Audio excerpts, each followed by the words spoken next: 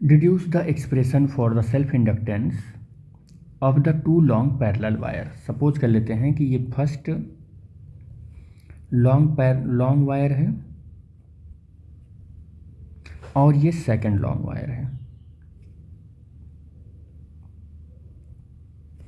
हम ये भी मानकर चलते हैं कि जो इसकी रेडियस है वो रेडियस स्मॉल आर है। रेडियस कितनी है? स्मॉल आर है। और दोनों की रेडियस जो है वो स्मॉल आर ही है, वो रेडियस स्मॉल आर ही है, ये रेडियस स्मॉल आर है। और लॉन्ग वायर है ये। कितना लॉन्ग है? इनफाइनेटली लॉन्ग पैरेलल वायर है ये दोनों वायर कैसे रखे हुए हैं? ये दोनों वायर पैरेलल में रखे हुए हैं। कैसे रखे हुए हैं? ये पैरेलल वायर रखे हुए हैं। तो ये हम इनका एक एक चीज़ बता दे रहे हैं कि two infinitely long parallel wire हैं, लॉन्ग पैरेलल वायर हैं। वीडियो को बहुत तेज़ बनाकर और शॉर्ट करने की वजह से मतलब ऐसा नहीं है कि मैं वीडियो छोटा कर दूं और मटेरियल को कम कर दूं। एक एक बात पर हम एक्सप्लेनेशन करेंगे, भले ही वीडियो की लेंथ कुछ ज़्यादा हो जाए, लेकिन डिटेल में हम लोग बात करेंगे। हम ऐसा करते हैं कि जो ये two long parallel wire placed किया गया है, इस वायर के बीच का डिस्टेंस भी मान लें कि कितना है ये डिस्टेंस। तो हम ये मानकर चलते हैं कि इनके बीच की जो डिस्टेंस है, इनकी एक्सिस से, कहाँ से? इनकी एक्सिस से वो डिस्टेंस डी है। डिस्टेंस कितना है? डी है। ये डिस्टेंस स्मॉल डी है। और इसमें जो करंट फ्लो हो रहा है, करंट के डायरेक्शन को भी हम मेजर कर लेते हैं, मान लेते हैं कि ये करंट आई है और इसमें जो करंट है वो करंट कितना है? आई है। दोनों में सेम करंट है, बट डायरेक्शन को ज़रा गौर से आप देखे होंगे तो डायरेक्शन मैंने अपोजिट बना रखा है। ये बात आप मत भूलना कि ये डायरेक्शन मैंने अपोजिट बना रखा है। अब हम क्या करते हैं, सपोज कर लेते हैं कि इसके एक्सिस पर एक मेटालिक स्ट्रिप रखी हुई है। ये कुछ इस तरीके से है। अच्छा, ऐसा भी नहीं है कि एक्सिस पर ही रख सकते हो, आप कहीं पर भी रख सकते हो। बस मैंने कैलकुलेशन को इजी करने के लिए एक्सिस पर मान लिया कि इन दोनों वायर के बीच में कोई एक एक्सिस होगा, जिस एक्सिस पर ये मेटालिक स्ट्रिप रखी हुई है और जो डी एक्स विड्थ की है और लेंथ उसकी कितनी है? स्मॉल एल है। लेंथ कितनी है?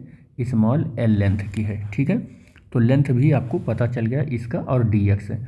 अगर मैं इसके एरिया की बात करूं तो आई होप इसका एरिया भी बता पाओगे आप कि इसकी एरिया की बात करूं तो आप बोल दोगे कि एल इंटू डी एक्स इसकी मेटालिक स्ट्रिप की वो है, एरिया है। हम ये मानकर चलते हैं कि यहाँ से जो इसका ये डिस्टेंस है वो डिस्टेंस एक्स है। कितना है? ये डिस्टेंस एक्स है। और फिर आप तुरंत बता दोगे कि इसका मतलब ये जो डिस्टेंस है, ये डिस्टेंस कितना हुआ होगा? ये d माइनस एक्स हुआ होगा, समथिंग कुछ ऐसे हुआ होगा। ठीक है, तो हमें हालांकि अभी इतना कॉम्प्लिकेटेड चीज़ों पर नहीं जाना है। जो हमारा एम है पहले वो करते हैं। हमारा एम क्या है? हमारा एम है कि एक ऐसा सेल्फ इंडक्टेंस का एक्सप्रेशन मिल जाए इसके सेंटर पर या कहीं पर भी इसके बीच में, इन दोनों वायर की वजह से जो एक्सप्लेन कर रहा हो इस आई और आई करंट की फ्लो होने की वजह से, या मतलब कि आई और करंट फ्लो होने की वजह से सेल्फ इंडक्टेंस इंड्यूस्ड हो रहा है, उसका एक्सप्रेशन हमको यहाँ लेना है। तो अगर इस वायर की वजह से, इस वायर में जो आई करंट फ्लो हो रहा है उसकी वजह से यहाँ पर मुझको मैग्नेटिक फील्ड मिल जाए, तो मैग्नेटिक फील्ड से हम क्या कर लेंगे? फ्लक्स कैलकुलेट कर लेंगे, और फ्लक्स के चेंज होने को हम कहते हैं कि इंड्यूस्ड ईएमएफ है। तो किस में अगर एल कैलकुलेट करना है तो फाई कैलकुलेट करना पड़ेगा, और फाई तब मिलेगा जब हमको बी ए मिलेगा। तो कुछ इस तरीके से होते होते, स्टेप से होते होते हमें एल मिलेगा। मतलब सबसे पहले हमारा काम क्या है कि पहले हम फाई कैलकुलेट करें, और फाई अगर हमको मिल गया तो सेल्फ इंडक्टेंस हमको मिल जाएगा। तो सबसे पहला काम हमारा क्या है कि हम फाई कैलकुलेट करें। अब फाई कैलकुलेट करने के लिए हमको क्या करना पड़ेगा कि हम ये देख लेते हैं कि इस आई करंट जीरो से जब आई होगा, जीरो से जब आई होगा तो यहाँ पर हमें पता है कि changing current magnetic field produce करता है, और मैग्नेटिक फील्ड प्रोड्यूस हो रहा है तो ज़रूर वहाँ पर मैग्नेटिक फील्ड लाइंस होगा, और मैग्नेटिक फील्ड लाइंस में भी चेंजिंग होगा क्योंकि करंट चेंज हो रहा है। तो करंट के चेंज का होने से मैग्नेटिक फ्लक्स चेंज होता है और चेंजिंग फ्लक्स इंड्यूस्ड ईएमएफ, और वो इंड्यूस्ड ईएमएफ से ही एक सेल्फ इंडक्टेंस आता है। तो हम सबसे पहले हमारा काम क्या है कि यहाँ पर इस करंट की वजह से इस स्ट्रिप पर कितना मैग्नेटिक फील्ड आया है वो कैलकुलेट करते हैं। तो magnetic field at any point on the strip अगर हम कैलकुलेट करें, magnetic field at any point on the strip अगर हम कैलकुलेट करें, स्ट्रिप कैलकुलेट करें, तो B इज इक्वल टू, और इस वायर की वजह से कैलकुलेट कर रहे हैं, फर्स्ट वायर की वजह से कैलकुलेट कर रहे हैं, तो mu naught upon 2 I by x, distance पर है ये स्ट्रिप तो x हो जाएगा mu naught 2 I by x. अब अगर हमें ये B कैलकुलेट हो गया तो हम ये देख लें कि ये करंट जब चेंज हुआ है तो फ्लक्स कितना यहाँ पर चेंज हुआ है, इस स्ट्रिप पर फ्लक्स कितना चेंज हुआ है। तो फाई इज इक्वल टू, और हम फर्स्ट वायर की वजह से कैलकुलेट कर रहे हैं तो इसको फाई 1 कह रहे हैं, तो phi 1 is equal to B, और कितना हो जाएगा, एरिया होता है बी इंटू एरिया। और एरिया किसका है, ये स्ट्रिप का एरिया, क्योंकि फ्लक्स इस स्ट्रिप में चेंज हो रहा है। नहीं तो आप क्रॉस सेक्शन वायर का एरिया लिख दो, आप इसका एरिया हमें लिखना है। तो B हमारे पास है mu naught 2 I by x, और इसकी एरिया यानी स्ट्रिप की एरिया हमने यहाँ पर कैलकुलेट की है L into D X, phi 1 is equal to, अब हमें यहाँ से फाई 1 मिल गया जो स्ट्रिप पर इतना फ्लक्स के चेंज को दिखा रहा है, इतने फ्लक्स के चेंज को दिखा रहा है।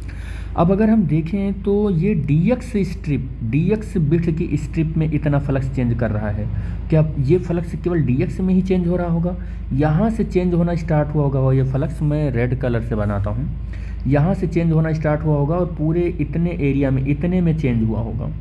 यानी कि मैं ये कहना चाह रहा हूँ कि अगर फ्लक्स का चेंज हमको देखना है तो इसको डी फाई कह लेते तो ज़्यादा ठीक रहता, डी फाई कह लेते तो, क्योंकि DX है यहाँ, तो डी फाई 0 से फाई 1 तक हम ऐसा कर लेते हैं, ऐसा करेंगे तो ज़्यादा ठीक रहेगा, ये फाई 1 ही कर लें। अब ये एक वायर की वजह से इस स्ट्रिप पर चेंज होने वाला फ्लक्स देख रहे हैं हम, तो यहाँ पर 0 से फाई 1 तक फ्लक्स चेंज होगा, और यहाँ पर कहाँ से चेंज होगा, देखो ध्यान से देखना, लिमिट इसकी जो हम लगा रहे हैं, फ्लक्स का चेंज इस वायर की वजह से यहाँ से चेंज होना स्टार्ट होगा, वायर के अंदर थोड़े नहीं, यहाँ से चेंज होना स्टार्ट होगा, और कहाँ तक चेंज होगा, ये यहाँ तक चेंज होगा, यहाँ तक चेंज होगा। तो फ्लक्स का चेंज देखो यहाँ R से स्टार्ट होगा, और अब ये डिस्टेंस कितना होगा, ये डिस्टेंस कितना होगा, ये डिस्टेंस कितना होगा, ये D माइनस R हो जाएगा, ये डिस्टेंस कितना हो जाएगा R। देखो भाई ये डिस्टेंस R है और ये डिस्टेंस R है, और यहाँ से ये पूरा डिस्टेंस कितना है, स्मॉल d है, और हम यहाँ से काउंटिंग कर रहे हैं, तो यहाँ से ये डिस्टेंस कितना हो जाएगा, ये डिस्टेंस कितना हो जाएगा, D माइनस R हो जाएगा।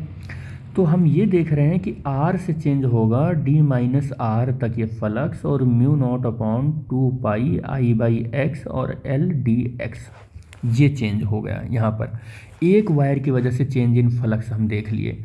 और mu naught upon 2 I common हो जाएगा, L कॉमन हो जाएगा, और R D माइनस R और into DX upon x, mu naught 2 I into L और DX अपॉन एक्स हो जाएगा log x, और लिमिट रखोगे तो x D माइनस x नहीं शायद R होता है, ये R है, लिमिट अप्लाई करोगे मेरे बच्चे तो म्यू नॉट अपॉन 2 और I इंटू L, और log कितना हो जाएगा, log अपर लिमिट रखोगे तो D माइनस R हो जाएगा, D माइनस R, और ये माइनस log R हो जाएगा।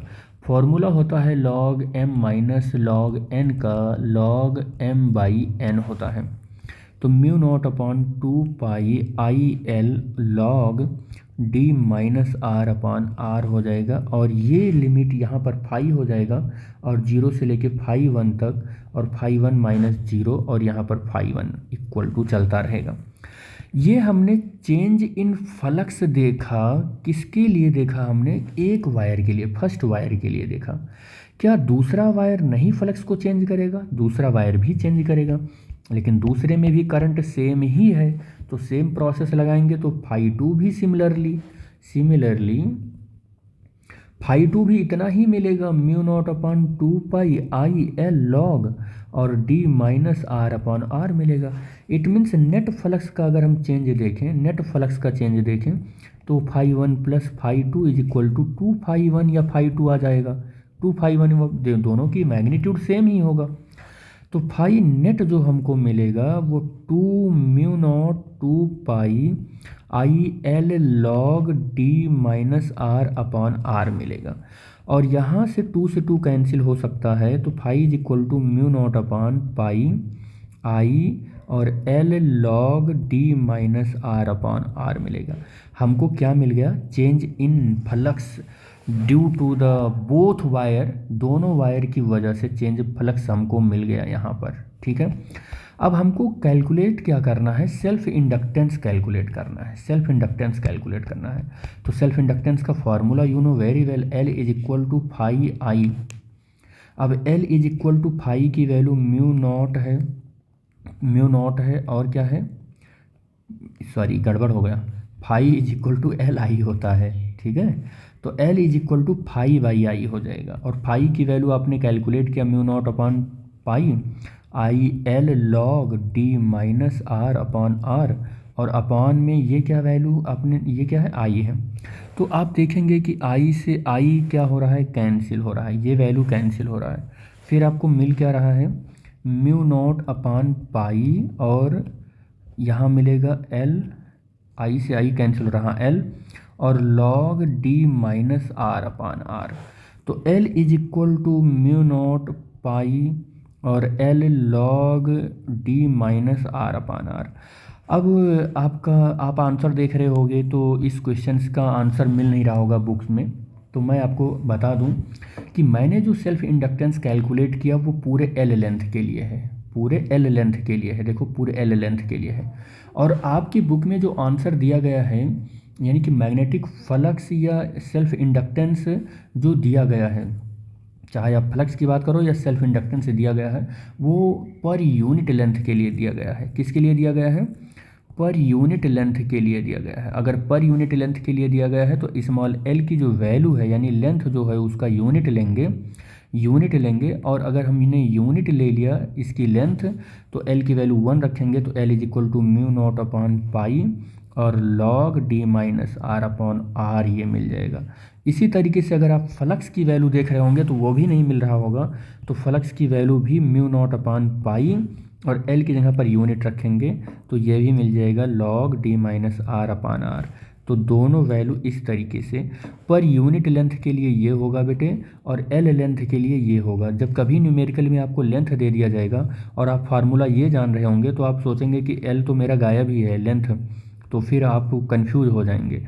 तो लेंथ अगर रहेगा तो ये फार्मूला लगा देंगे और पर यूनिट लेंथ रहेगा तो ये फार्मूला लगा देंगे, बस दैट्स ऑल बेटे।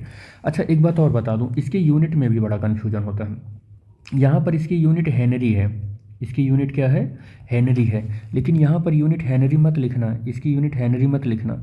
यहाँ पर इसकी यूनिट क्या लिखोगे? हेनरी पर मीटर लिखोगे, या आप ऐसे लिखोगे हेनरी पर मीटर लिखोगे। यहाँ पर इसका जो फ्लक्स है, ये जो है फ्लक्स, इसको आप वेबर लिखोगे। लेकिन यहाँ पर क्या लिखोगे?